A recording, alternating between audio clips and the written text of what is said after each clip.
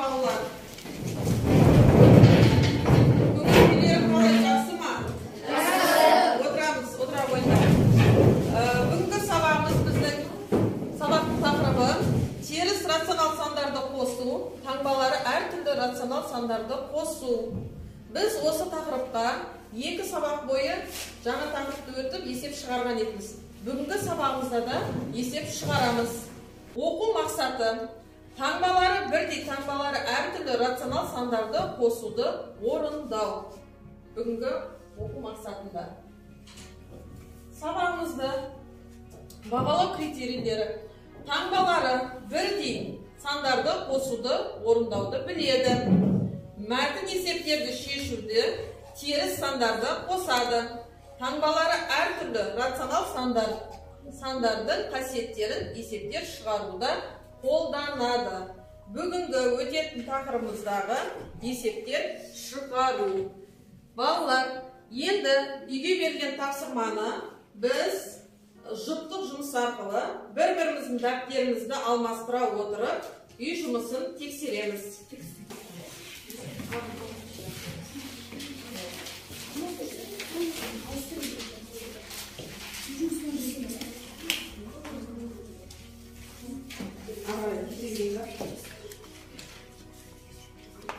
Енді балалар үй жұмысын тексеріп болсақ, енді біз осы тақырыпқа миға шабуыл әдісін жасай отырып, смартфон телефонымызды алып келіп, QR-код арқылы берілген сұрақтарды ашып, соған не істейміз?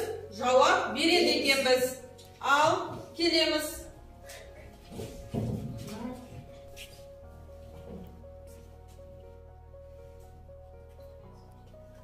Екі теріс санның қосындысы теріс сан ба, әлде 10 сан ба? Теріс сан алдына минустан бастаймыз. Теріс сан болады екен. Таңбалары әртүрлі рационал сандарды қосу үшін екі теріс санды қосу үшін екі теріс санды қосып, шыққан санға минус таңбасын қоямыз. Мысалы, минус.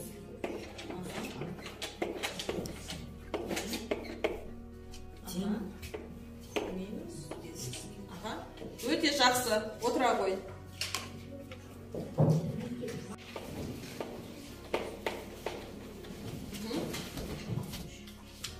Ал жақсы, отыра қойыңдар.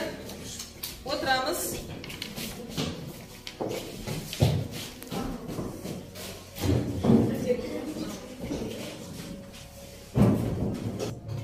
Балалар, келесі тапсырма рандом шеңбері ойыны арқылы жүзеге асырылады. Бұл жерде дискрипторларға сендерге айтып кетейін. Біз балл жинап жатырмыз, әрқайсымыз. Таңбалары әртүрлі рационал сандарды қосады. Қоссаңдар 1 балл болады. Баған түрінде орындайды, оған тағы да 1 балл беріледі. Жауабын дұрыс шығарады, оған тағы да 1 балл беріледі екен. Ал балалар, қараймыз. Қазір кім шығады екен тақтаға? Нұрсаят, келе ғой. Енді Нұрсаят, мына жердегі есебімізге қараймыз. Бізде бұл жерде фигуралар берілген. Егер осы есепті, бірінші есепті орындаймыз. Егер осы дұрыс шығарсаң, бізде фигурамыз шығу керек. Қандай фигура шығады? Осы жерде анықтаймыз. Минус 81 бүтін 10-нан 7 қосылған 6. Қанша шығады екен? Бұл минус пен плюс минусты береді. Азайтамыз. Бүтін-бүтіннің астына түседі.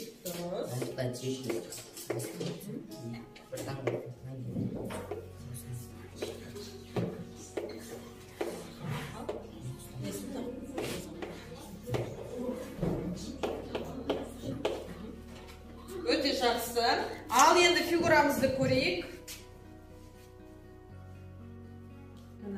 Жауабы дұрыс бе екен? Келіп көре ғой жауабыңды. Жауабы дұрыс бе екен? Бізде жауабы дұрыс екен. Ал отыра ғой. Келесі.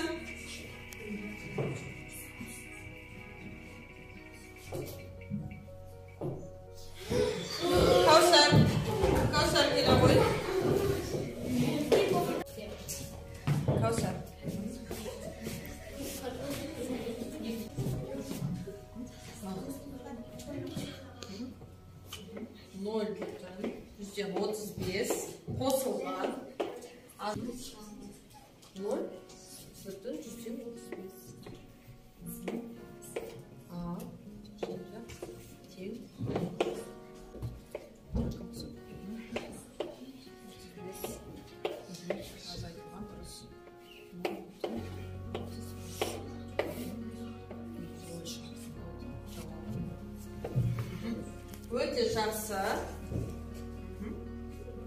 Дұрыс. Ал, Кәусар, біз фигурамызды көрмей кеттік қой. Міне, жауабы дұрыс па екен? Жауабы дұрыс екен. 0 деген жауап шығады екен. Өте жақсы. Ал, үшіншісіне. Шығады екен.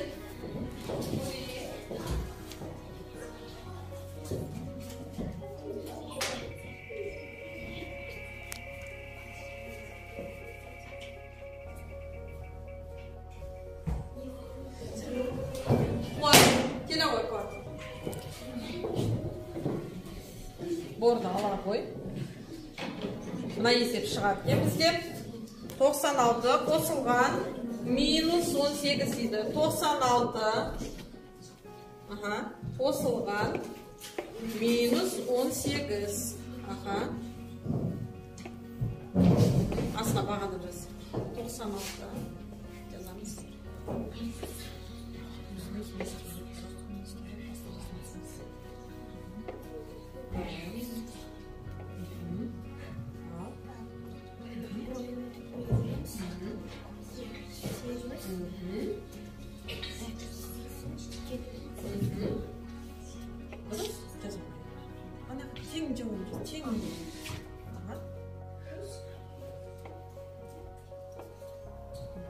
Өте жақсы. Ал, фигурамызды кеп көрейік. Келе ғой. Жауабы дұрыс па екен? Дұрыс екен. Өте жақсы. Отыра ғой. Есеп шығарамыз. Балалар, бәріміз тақтаға қараймыз. Кім жылдам екен көрейік. Астанадан Қарағандыға жету үшін 2 сағат 30 минут қажет. Ал Қарағандыдан Астанаға қайтуға 150 минут керек. Неге олай? Кім айтады деп жауабын? Астанадан Қарағандыға жету үшін 2 сағат 30 минут қажет болады. Ал Қарағандыдан Астанаға қайту үшін 150 минут керек болады. Неге олай? Біз 2 сағатымызда минутқа аударатын болсақ 120 минут шығады. 120 минутқа 30 минутты қоссақ 150 минут. Сонда барып қайтқанымыз тең болады. Өте жақсы.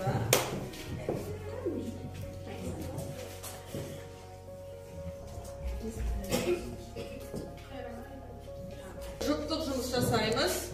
Көрші қуанышын бөлісу дейді. Осы әдісті қолданамыз. Оқулықтағы 373 есепті ашып, берілген тапсырманы оқимыз. Сүңгуір алғашқыда 19 метр тереңдікте болған.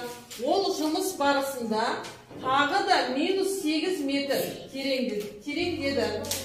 Сүңгуір барлығы неше метр тереңдікте болды. Енді балалар осы есепті шығару үшін дискрипторына қараймыз. Есептің шартын құрады. Бір есептің шартын құрсаңдар 1 балл беріледі. Жауабын дұрыс шығарады. Ол кезде тағы да 1 балл беріледі екен. Ал жұмыс жасаймыз. Болмас кейін. Минус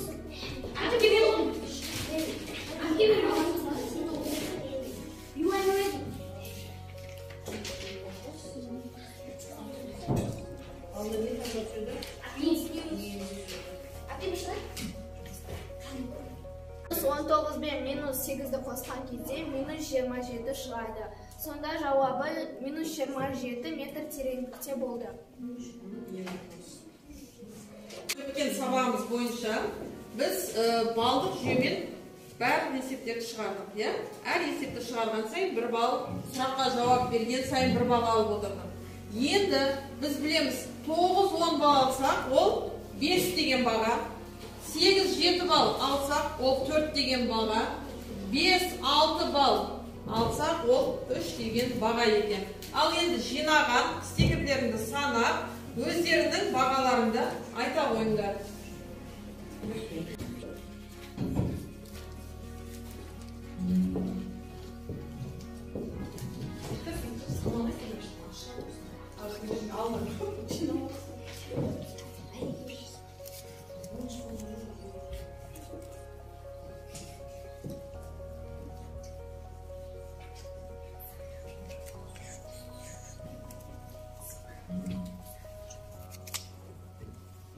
Менің бүгін сабақта жинаған балым 9 балл.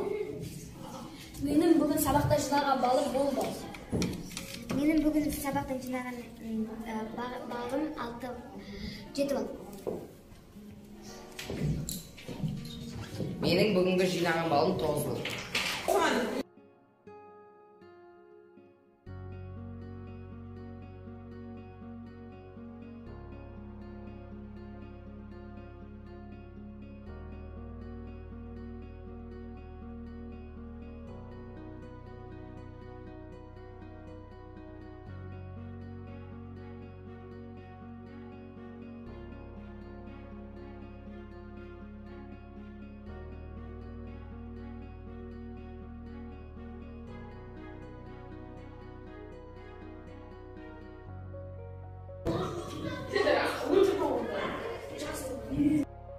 Бүгінгі өткен тақырыбымыз бойынша есеп шығардық, иә? Енді осы бойынша табыс ағашына келіп, бүгінгі сабағымыз қалай өтті? Сабақты қалай түсіндіңдер? Сол бойынша стикерлерді әкеп жабыстырыңдар. Келе қойыңдар.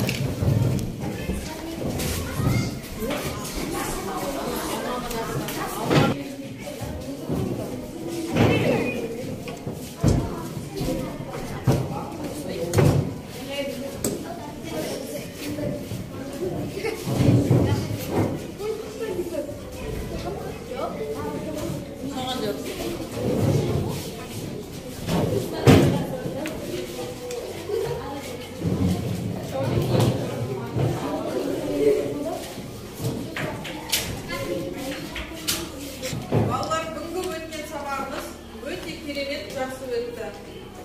Енді келесі сабағымызға да тура осындай дайындықпен келейік. Ал сау болыңдар.